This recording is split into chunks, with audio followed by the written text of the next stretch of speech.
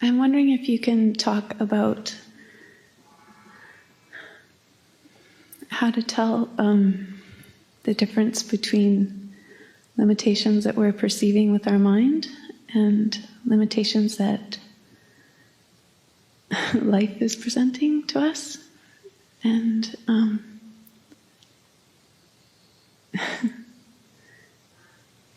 and also about discerning needs that we're imagining and needs that are really being called for. Real needs or imaginary needs? Yes. And limitations that we are creating By with our minds, yes. or real limitations, right? Yes, like where surrender may be. Yeah, yeah.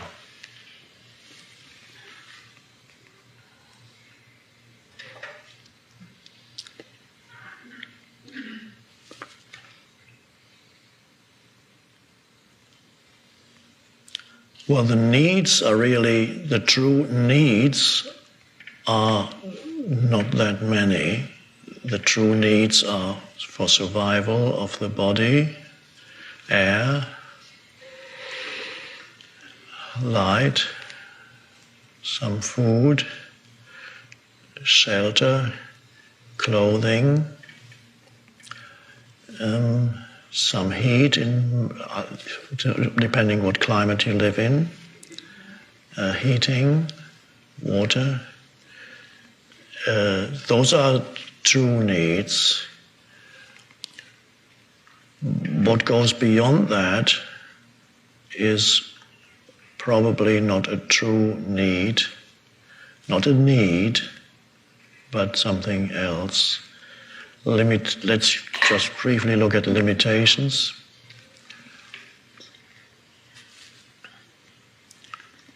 If I say, I'm going to train for the next Olympics because I want to get a gold medal in 100 meters, and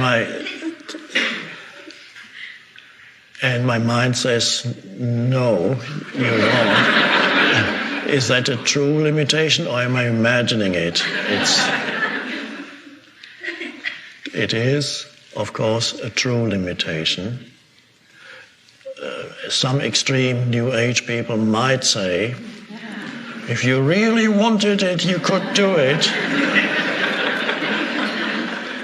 But I'm telling you, no.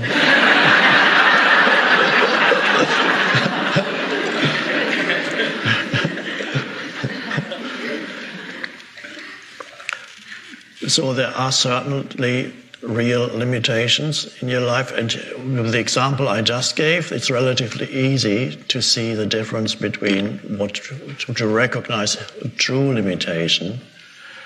In other cases, it may not be so easy to see whether it's a limitation that you just believe in. I can't do it because you've been conditioned not to believe in yourself or your power, the power that can come through you. That you need to look carefully into your life to see which one applies. Now, the answer always becomes more interesting when there's the question, if you can perhaps explain whether this, or in what way the question might apply to your life in a concrete way. Well, I have had some challenges with illness. Yes. And I'm starting to understand that there's a story underlying that. Yes. So sometimes I get a little bit confused about whether I'm just perceiving what's arising and giving it energy, or if it's actually real.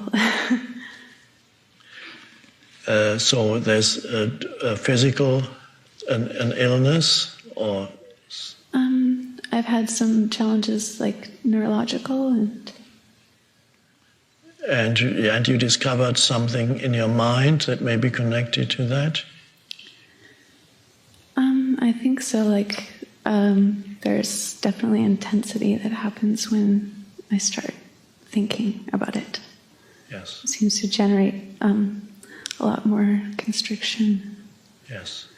It makes it worse, Yes. whatever I'm perceiving. But sometimes I'll sort of observe that I'm thinking about it and then react to that with a kind of like it'll be a harsh reaction, like, don't think that, which doesn't help either. Yes. Well, with illness, then the most helpful approach is to accept whatever it is that you experience at this moment. It's always this moment, by the way, you might have noticed. To accept whatever you experience at this moment, which some people believe means to accept your illness. No, because illness is a concept in the mind. The reality of the illness is only whatever you experience at this moment. That's the reality. The term illness is already a mind-created concept. If you focus on that mind-created concept proliferates and grows. And then the mental image of illness, or I am ill, or I am a sufferer of this illness, grows the more you focus on that. So when I say accept what is, some people misinterpret it and they believe that they need to accept their illness. That's not the case. You don't need to accept your illness, because the very idea of illness is an idea in the mind. Because there is no illness, there's what you experience at this moment is the reality of the illness. Even if the doctor tells you it's this or it's called this or that and it doesn't look good, it's still the case that the reality of it is this moment, and that's what you accept internally. That's what is. And that can always be reduced to discomfort or pain or some form of disability. That's about or weakness. That's what you stay with. And then you can go from there. Treatment is a different matter. You may seek conventional treatment, you may seek alternative treatment, or if you're a Christian Scientist, you will seek a totally different kind of treatment. That's not there at all. But I'm not recommending anything. That's all up to you. I'm not saying this is wrong or this is right. The important thing is not to create a mental image of illness, to relinquish that as much as possible so that you don't focus on that. Stay with the present moment, stay with what is, and stay with the presence, with the attention, the field of presence that is who you are beyond the person. So, and then allow the challenge of the illness to push you into the present moment more.